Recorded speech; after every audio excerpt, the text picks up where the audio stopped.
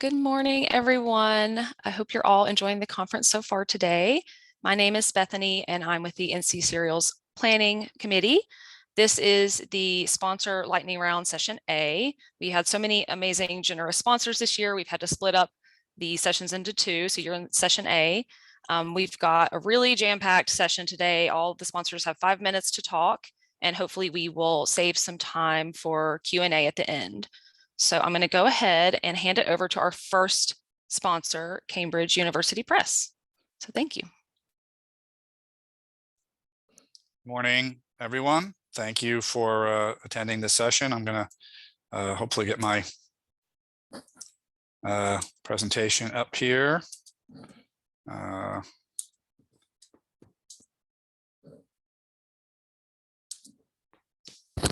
everybody see that? Yes? Yes. Thank you for letting me know. 1 second.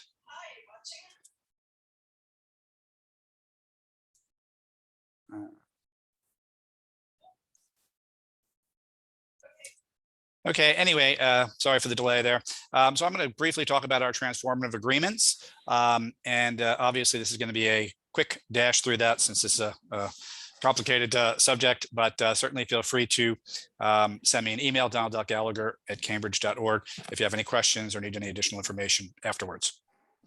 Open Research at Cambridge University Press, just a little background. We're a nonprofit organization, part of the University of Cambridge, and our mission is to publish research at the highest quality to the broadest audience with the maximum possible impact. And to do that, increasing open access across all of our publishing formats and services is critical so we continue our mission.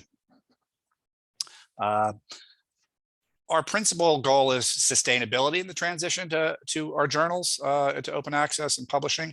We aim to grow the volume of our OA articles and implement a model that can support all of our journals at open, not just STM, but also all our HSS journals. And you can see a little breakdown here between 2018 and 2022, the number of hybrid and gold journals available from Cambridge, and those journals that don't have any open access at all, which is steadily decreased down to 18 this year. So over 95% of our journals do offer either a hybrid or gold option. And we do continue to prioritize author retention of copyright in our journals. The majority of our titles now function on a license to publish model. A little bit of background here on open access journals and libraries that are involved in our transformative agreements have found this information really useful in terms of sharing it with their faculty who may say, why do I care about open access? And this is just some highlights here. 61% more mentions on social media for an open access article, 185% are more likely to be referenced in news media or blogs, and 52% more are likely to be referenced in a policy paper. I know I'm jamming a lot onto this little slide, but given the short amount of time. They receive more citations within 2 years of publication across all disciplines. On average, you have 3 times the usage of subscription articles within their first year. As of 2022, we have over 1,000 agreements globally, coming from every region. In North America, we now have over 300 institutions participating in transformative agreements. And that's the full range of types of institutions, from large research libraries to smaller liberal arts institutions, as well as some specialized libraries and government organizations. Since just 2020, we've added over 280 institutions, and this includes some consortial arrangements with some NERL, BTAA, Ohio Link, University of Texas, and some of the others you can see there, Carolina Consortium among them. We've just recently agreed to a transformative agreement with CRKN in Canada with over 50 institutions participating in 2022. And we're finalizing our first agreement in Latin America with UNAM in Mexico. And closer to home, specifically in North Carolina, you can see the list of institutions participating in transformative agreements listed alphabetically there for you, from Appalachian State through Wake Forest. We reading and publishing rights across our full package is our standard. Flexible reuse of serial budgets is encouraged. Our model repurposes your existing subspend. We're transparent and straightforward with our business model, and we enable the research process in and outside the institution to maximize the impact of your institutional output, while also moving towards a more equitable global scholarly ecosystem. I see that's just about my 5 minutes, so I appreciate your time, and I'm going to stop sharing and move it back on to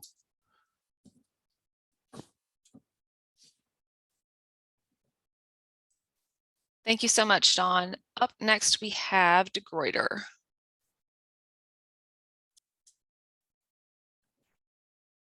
Good morning, everyone. Hope you can see my screen. Yes? Yes. Good. So thanks for the invitation to talk about Degroiter. My intent today is to kind of reintroduce Degroiter as a company. I think folks have some preconceived notions about who we are, but we've gone through some major changes since I've joined the last couple of years. So I really want to talk about Degroiter as a company and get you to think about us when you think about ebooks and journals and databases. So a little bit about the company. Started in 1749. And I've been with the company 2 years. And my ideas and thoughts about Degroiter is German language, humanities, social sciences. 60% of our titles are in German, 40% are in English. I would say in 2 years, that'll probably change. It'll probably be 70% English and 30% German. We published 1,300 new books, 900 journals, databases. I mentioned humanities, social sciences, but we're heavily involved now in STEM as well. So what do we publish? 1,500 books. We've got 430 journals, 70 databases. That's where the majority of there's German language. Probably about 20% of our databases are in English. And subject areas.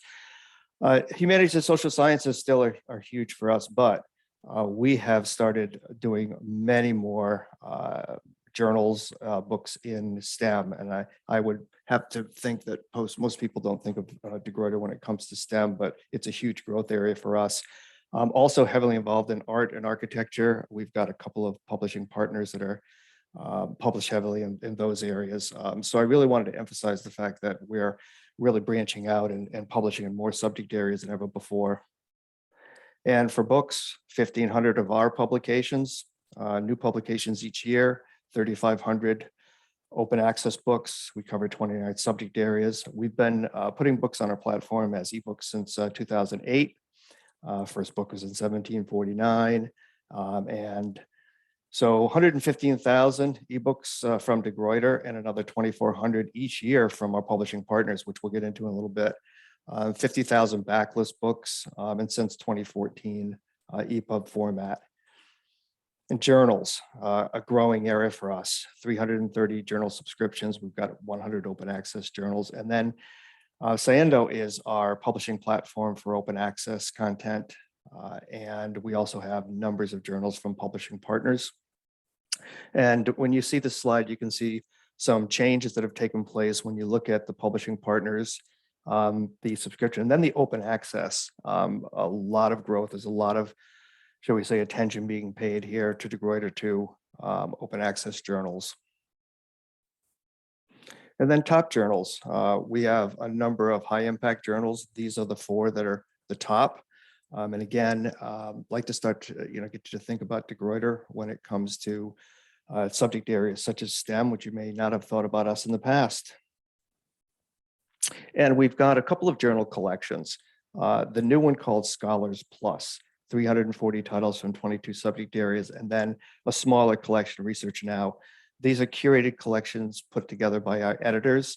It really gives you a wide range of access to journals, and we price them so that it's a good value in terms of number of journals for these packages. But of course, we also have custom collections, and also you can pick and choose. And then there's journal archives as well. And I mentioned that we're heavily invested in open access. And as you can see here, we've got 30 journals been migrated. We're going to see a lot more journals moving over to open access. So I just wanted to point this out to you to let you know that we are heavily involved and invested in open access. And then the University Press Library Program. Some of you may have heard of this, and this is what really drew me to Gruyter when I moved from EBSCO a couple of years ago here.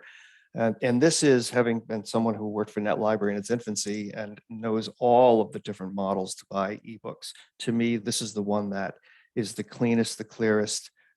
We work with university presses. We're hosting their content, which again is really unique when you think about the Degroiter brand. We're a for-profit publisher working with nonprofits. And what we do is we host the content from these university presses. We have all of their content. We have the annual output. We sell them as collections, and you purchase them as annual collections. All of the titles are DRM free. I would say that for all the publishers, we get 99%. There's always going to be a few that are exceptions, and we let you know what they are. But we sell them as annual collections, and we offer them as deeply discounted.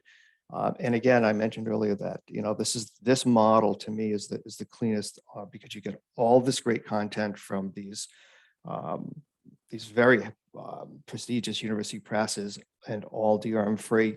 One of the things we also do for our publisher partners is that we open and unlock titles that they only make available to aggregators as one user or with limitations, and we make them available. So each publisher is different in terms of the percentage of those titles, but again, you can feel confident that you're getting the annual output from these presses and again, all DRM free. And this is the largest growth area that we've had in Degroiter for the last 2 years. It's really been phenomenal. I think the pandemic certainly had something to do with it, but I think it's beyond our expectations in terms of the number of libraries that are buying collections from the University Press Library. And it really started as a project back in 2014, and it's grown from 3 presses, 10 libraries. Now we have 75 libraries purchasing, and we have 19 partner presses. And again, I mentioned the largest growth, certainly in North America, by far, the largest growth the last couple of years for Degroiter. And so what it really does is, it answers that question about, buying content that with limitations to the user, but also it helps our publishing partners in terms of having the finances to continue to publish what we always call the low use scholarly monograph. And they have been absolutely thrilled with the results of the program with Degroiter. And I want to mention some new developments. My 2 years here at Degroiter, I would imagine that there's been more developments in 2 years than there has been in the history probably of Degroiter. We launched a new platform in 2021. Now, what's the difference between this launch and other launches? We are doing this launch by ourselves. We are no longer working with a third party, which means that we can do things faster. We can take suggestions from our customers, and it's just been a real eye opener when you are able to do things on your own. And I think that's the difference between any other launch that's taken place in the launch in 2021. We partner with LibLinks, where you get usage reports and you can see your entitlements. We have a new VPAT. We have dramatically improved. Hi, Steve. I'm so sorry to interrupt you, but we are over time. We've got to move on. And so sorry about that. That's okay. Thank you very much. I know it's a tight timeline, but we want to get everyone in here. So thank you so much, I think we hit it off. Thanks. Yes. Right. Bye now. Our next presenter is Evan from Duke University Press. Hi, everybody. I'm just going to pull up my screen.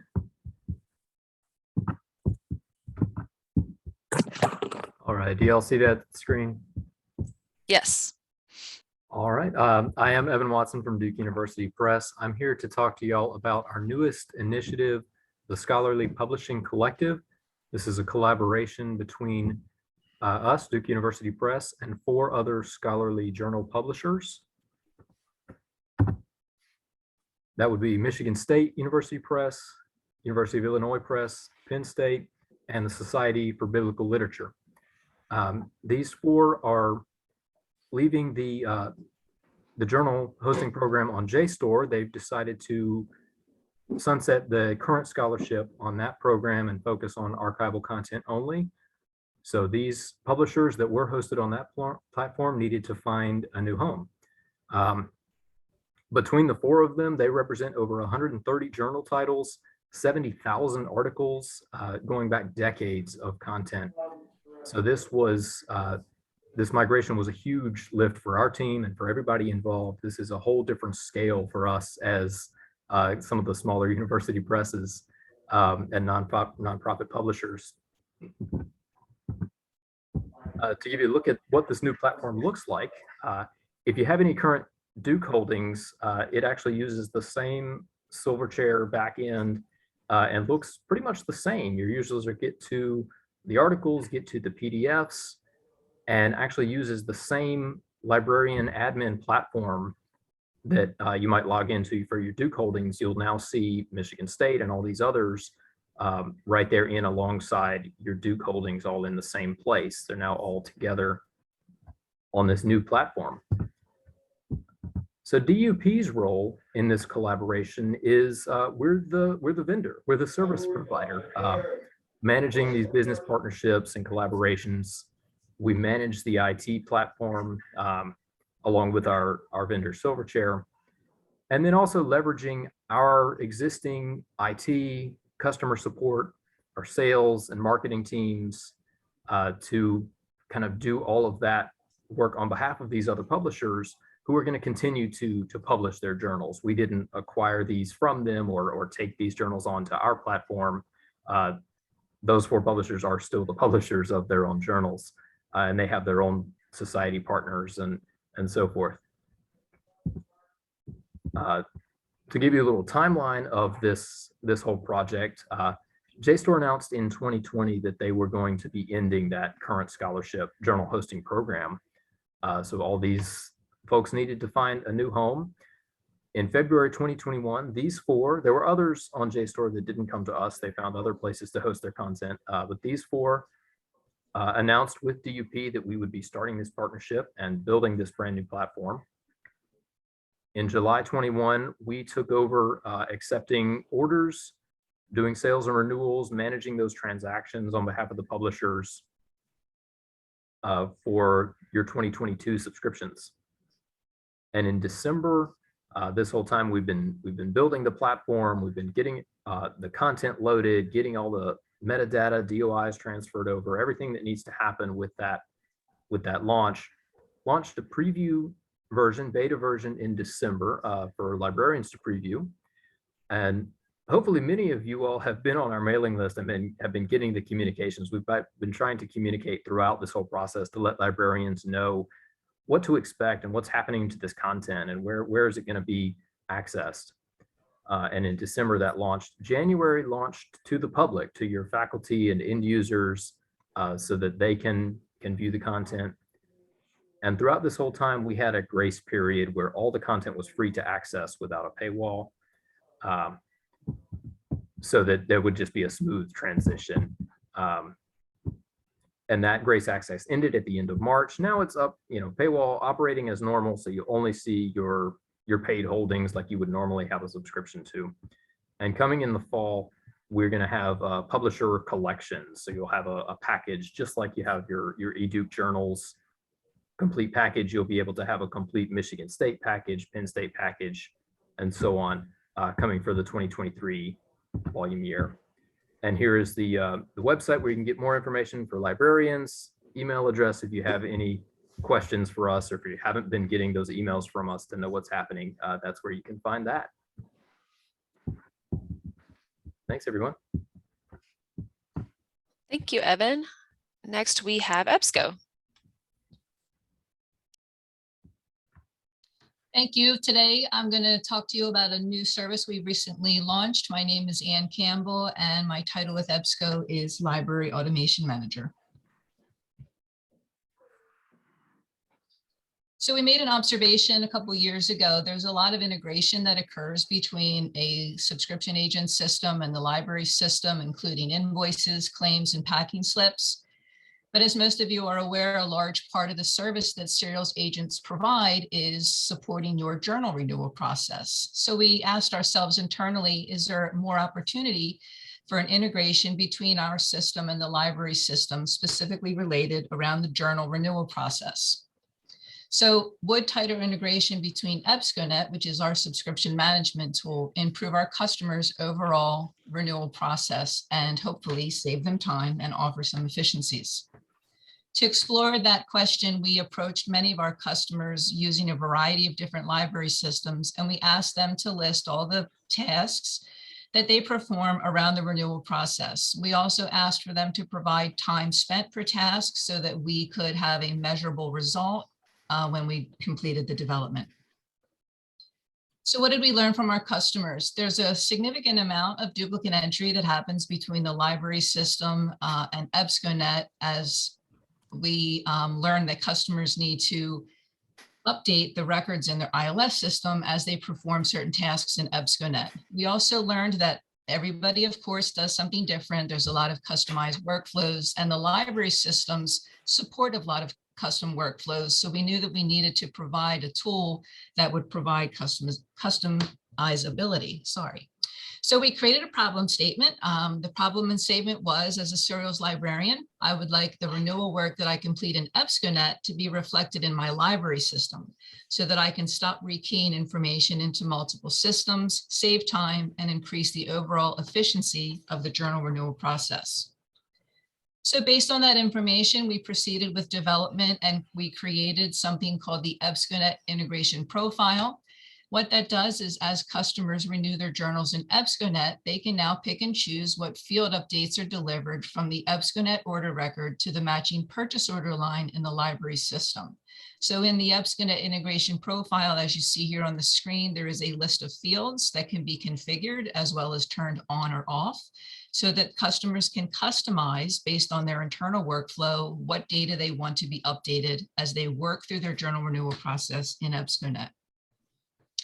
So there's a significant number of benefits, one including that they can manage their renewals in one place. They can automatically renew their journals in their ILS system as they process renewals in EBSCOnet.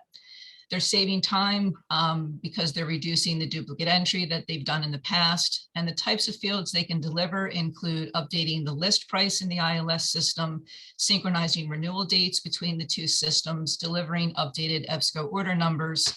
We also provide the option to deliver publisher cancellation policies to be viewed right in the ILS system. So there's a significant amount of work that customers can now reduce the duplicate entry by utilizing this new system. Here's the workflow. So we add the service to the user accounts in EBSCOnet. And at that point, the user simply logs into EBSCOnet, configures the service for their 5-digit accounts. They pick and choose the fields that they want to be delivered to the ILS system. And as they process their renewals in EBSCOnet, we deliver the updates to the ILS system. They can view the success and error rate for every item right within the EBSCOnet renewal cart. So it's easy for them to have complete transparency of exactly what happened when I attempted using the service to update my records from EBSCOnet to the ILS system.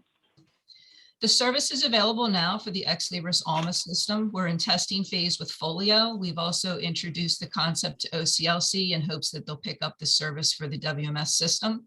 We are always looking for more integration opportunities and getting great feedback from our customers. We're looking to also pulling data from the ILS system into the order records in EBSCOnet. So this is a few comments and quotes that we've had from our customers so far. The feedback has been fantastic, and we're looking forward to providing more services and expanding on this particular tool. If you have any questions, don't hesitate to reach out to me. My email address is here, and thank you so much for your time.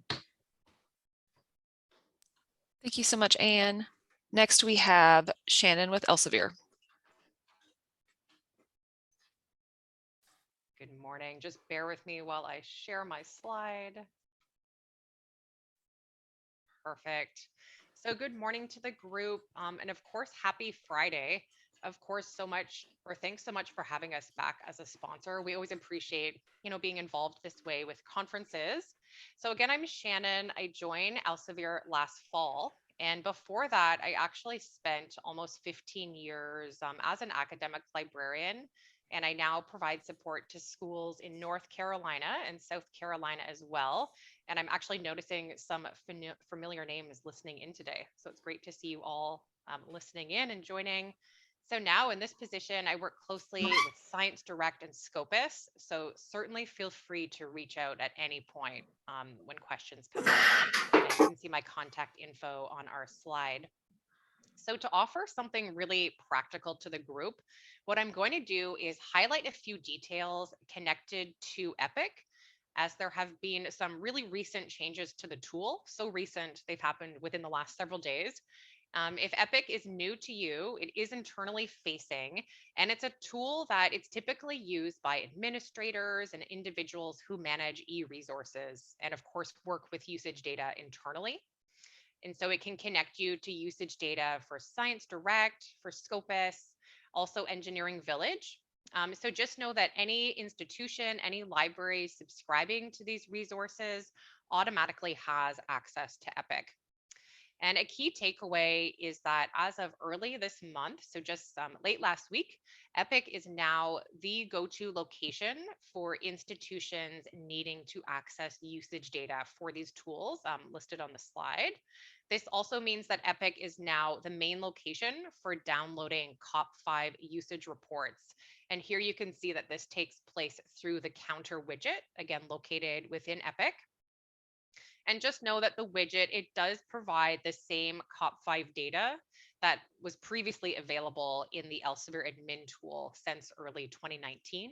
So again, really just the usage data from the admin tool has simply been migrated over to EPIC.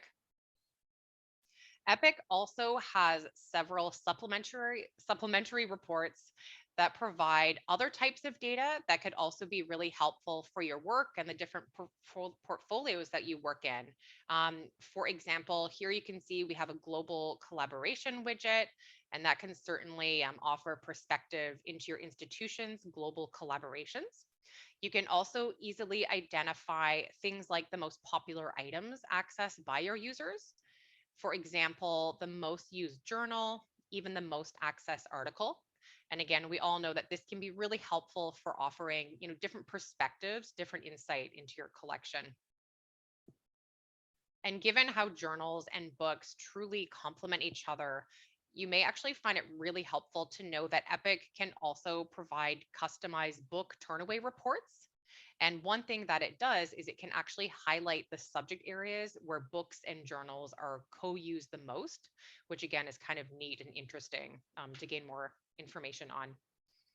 And just going back to my own background in academic librarianship, I do know firsthand it can make a really big difference to have somebody at a large vendor who you can reach out to and who will be responsive. So a final takeaway is really just knowing that I'm happy to work with you, also with your colleagues, whether that's making sure you feel comfortable using EPIC. I'm always happy to kind of take people through a virtual tour of it, even if that's just, to kind of refamiliarize yourself with the platform. And beyond EPIC, I thought I would mention that a lot of what I do involves giving Scopus training, and that could be with an individual or with a group. So I'm always happy to chat more on that, to explore, content, selection process, new features, search tips, all that good stuff, and of course, some helpful resources. So thanks so much for listening in. I appreciate your time and energy, and certainly enjoy the rest of the conference.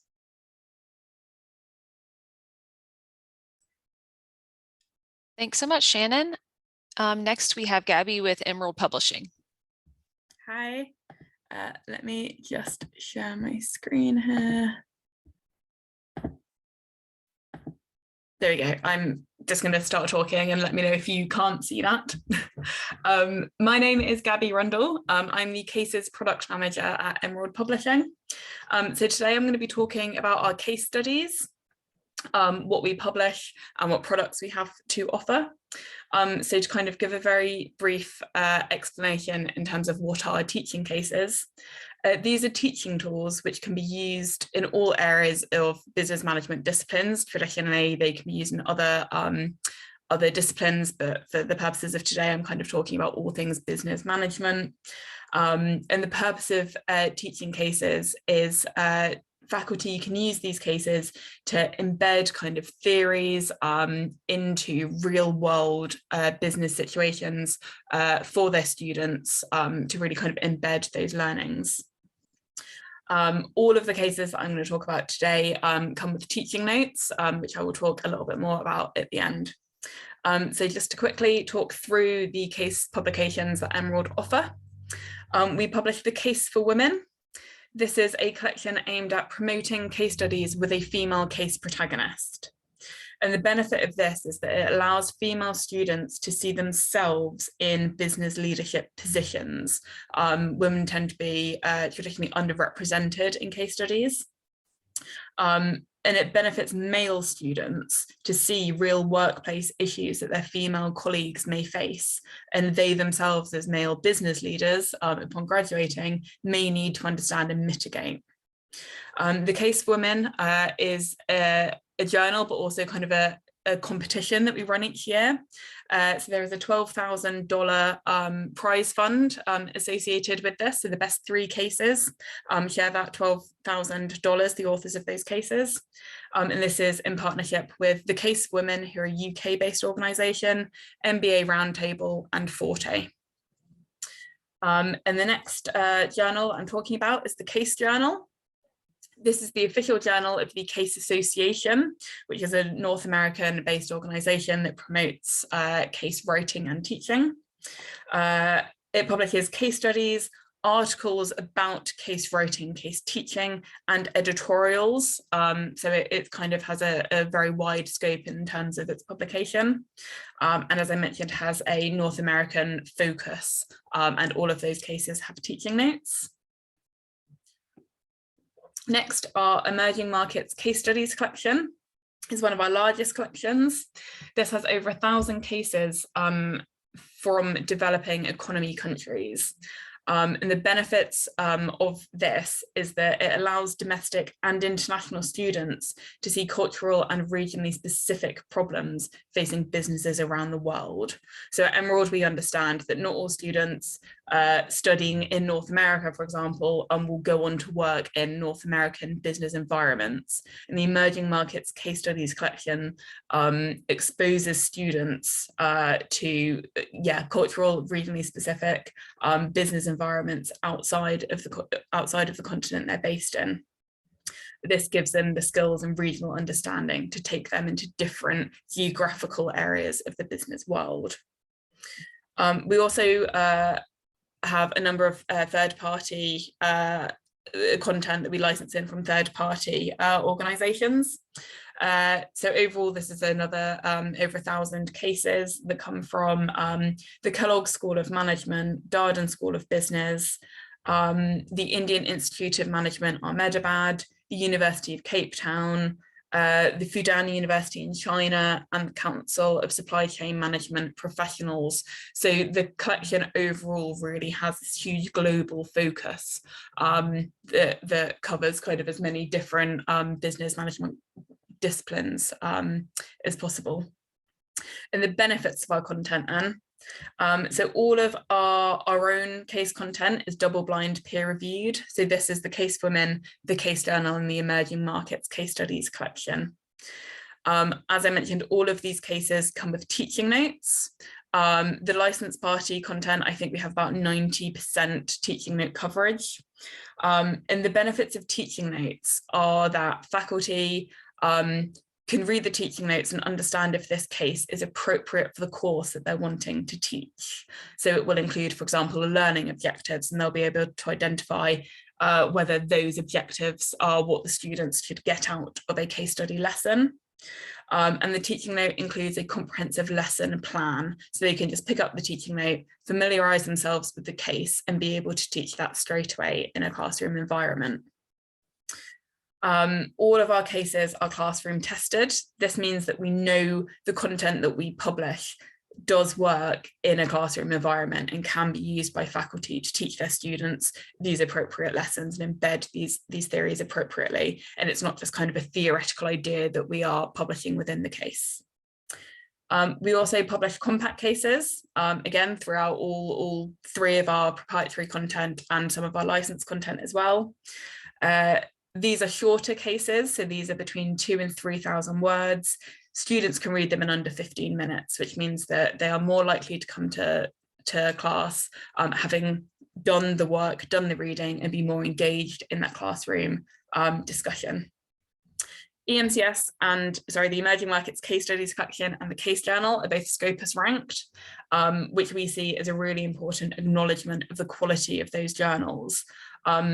Teaching cases aren't kind of perceived as journals in traditional sense, so the fact that they are Scopus ranked is something that we are really proud of, and case journals don't tend to be indexed in that sense.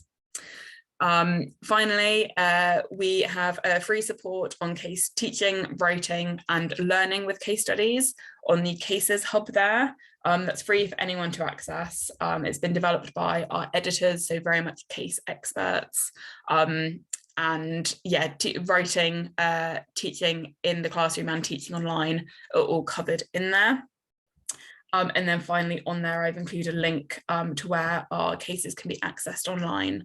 My email address is on there, so please do share this or my details, I suppose, with any faculty who might be interested in either writing cases, having access to our teaching cases, or kind of working with us to further promote case writing across the region. Yeah, brilliant. Thanks very much. I will stop sharing. Thank you, Gabby. Next, we have Jacob with Gale. Hello. Thank you so much for joining. And Bethany, thank you for being our MC today. I'm Jacob Dowd. I live in TKK, South Carolina. I'm the Gale primary sources rep for the Southeast, and just want to do a brief overview of Gale, anything new and exciting that we're doing. The main thing that I want to promote is our seamless integration with all of our platforms and all of our resources here at Gale. So not only all of our databases and ebooks, as well as primary sources, as you can see here, are all shared on the same platform. So it's ease of use. We've gotten a lot of student and researcher feedback that the user interface being seamless helps to get the students integrated into it, so there's no learning curve for them to go from one resource to another. So this is exciting. Not only do we have a new platform, we have everything. We have new widgets and search engines and advanced search options available here as well. And on the primary source side, so I wanted to highlight a few of our collections that really meet the needs of the DEI initiatives going across all campuses in academia. So Archives of Sexuality and Gender, it's an ever-growing series. It has 5 series now. Political Extremism and Radicalism is a 2-part series and growing as well. We have our IP&A series. Part 2 is actually just releasing. It released last month. So the other ones that you can see here are all focused on what is pertinent to institutions across the board. Everything that we have is also LTI and LMS agnostic. So anything that you want to have integrated directly into the classroom is already up and ready. It's just a matter of turning on a widget with the IT team. And the representatives that serve pretty much every institution that would be joining today is myself, picture probably about 30 pounds lighter there.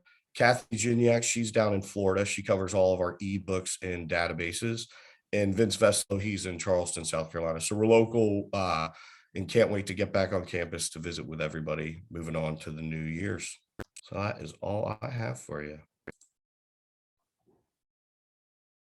Great. Thank you so much, Jacob. Next, we have Christy with Geoscience World.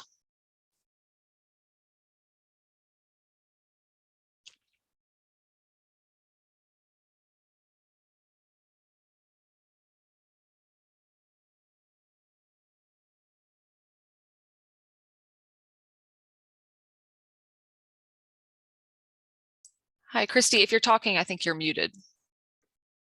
Sorry, thank you. Sorry about that. Hi, everyone. I'm Christy Iredell. I'm with Geoscience World. Can everyone see my screen? Yes. Okay, wonderful. I set my timer, so I will try to talk fast within the allotted 5 minutes. So basically, Geoscience World is a small nonprofit collaborative of 36 publishers. Let's see. Just bear with me a minute.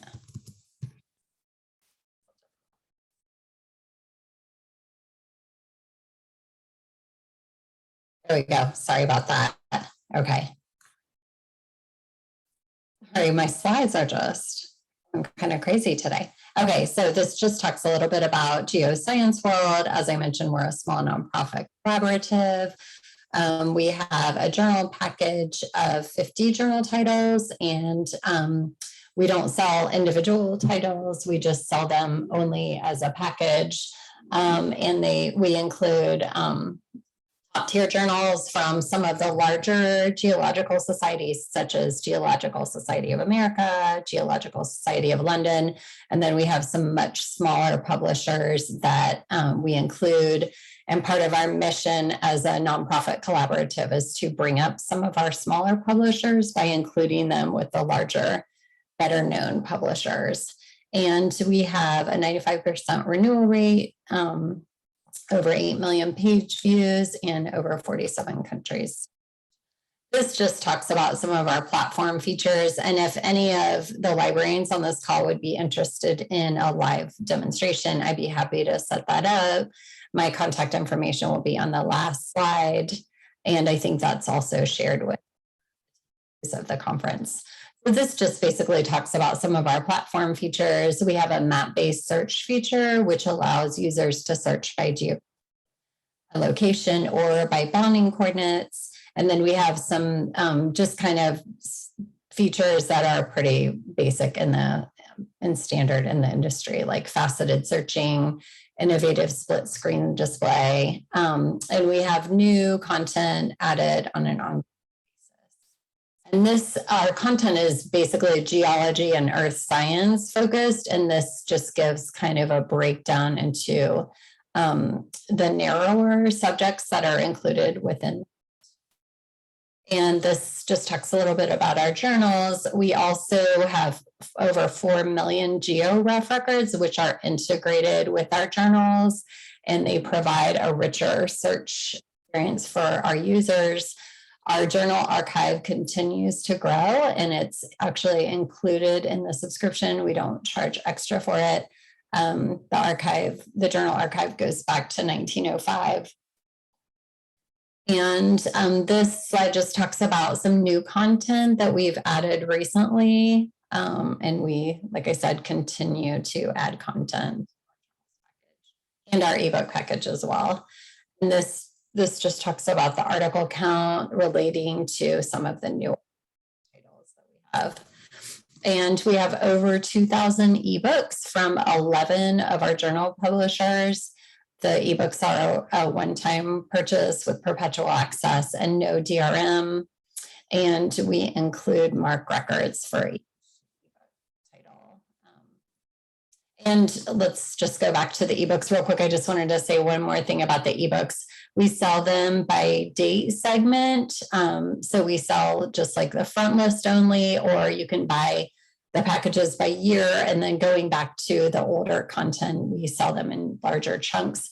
We also can do custom ebook packages, and I'd be happy to talk to anyone about that. As I mentioned earlier, GeoRef is an abstract and index service, which is integrated with all of our journal content, and that allows us to have our map-based search.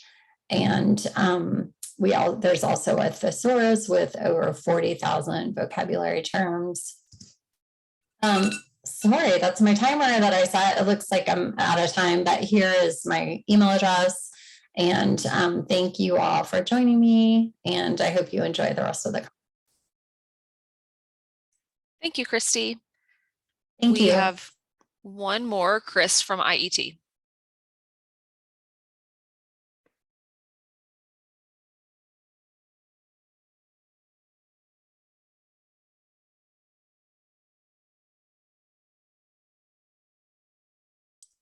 And Chris, if you are talking, you are muted.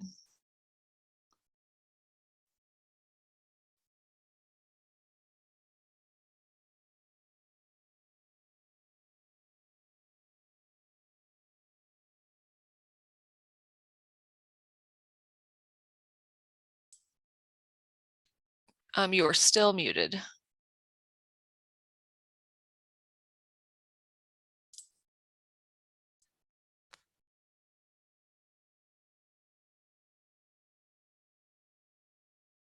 Is Chris still here? Maybe if we have some questions, we can move on to those while Chris gets the presentation set up. Let's see. Please put your questions in the chat, in the Whova chat, and we can address those. It looks like we have a request for Christy's contact info. Let me see if I can get that. Christy, if you want to share that last slide again real quick so we can get your email address. Just send it to the chat to everyone. Okay. Will that work? Yes, great. Thank you. Okay. Okay, and then it looks like, Steve, there was a question for you about the University Press Library Program and if that is available for UNC school systems. Can a school join the University Library Press and what is the estimated cost? If you want to spend a couple minutes maybe talking a little bit more about that. Sure. Can you hear me? Yes. Yeah. So we have not talked to a cooperative purchase within North Carolina, but I'm going to have some conversation about that. Right now, other than Connecticut, I'm trying to think where they do a joint purchase, but we have had conversation with Gwilla. We're going to be talking to Earl. So there are benefits in terms of pricing of getting together. Most of our customers are individual libraries buying content, and all the pricing differs. I would say the average is probably around $10,000, and every publisher is different in terms of their output. I would also say the average output by each press probably is around 100 ebooks per year. What we do is we look carefully at the per book price and try and keep it reasonable, but we also give deep discounts for the collections. We give deep discounts for multiple press collections as well. I did not give my contact information, but I can send that out and anybody can get a hold of me. And I can tell you right now, it's an exciting time for the University Press Library.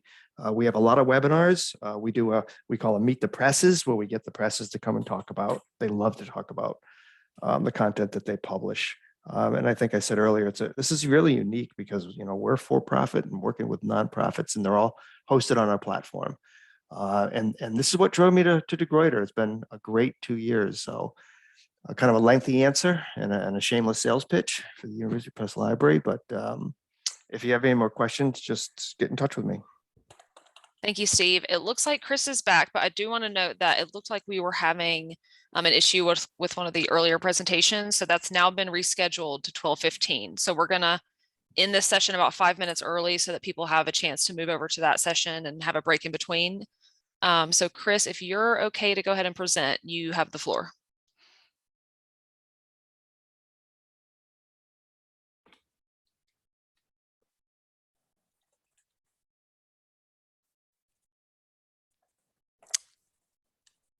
Are you here?